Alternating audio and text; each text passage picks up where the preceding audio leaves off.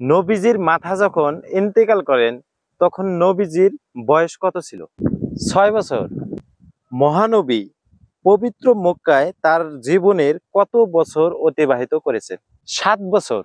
আশহাদু আল্লা ইলাহা ইল্লাল্লাহু ওয়া আশহাদু আন্না মুহাম্মাদান আবদুহু ওয়া রাসূলুহু, এই কালেমার নাম কি? কালেমায়ে শাহাদত। জনসংখ্যার দিক থেকে বিশ্বের বৃহত্তম মুসলিম শহর কোনটি? পাকিস্তানের করাচি। সর্বপ্রথম কে কোথায় আজান দিয়েছিলেন? জিবরাইল আলাইহিস সালাম আসমানে দিয়েছিলেন। পবিত্র কোরআনে কতজন নবীর নাম উল্লেখ রয়েছে? 25 জন। কাবা শরীফ কে নির্মাণ করেন? হযরত ইব্রাহিম আলাইহিস সালাম। মানব জাতির মধ্যে প্রথম হত্যাকাণ্ডের প্রচলন করেন কে? কাবিল।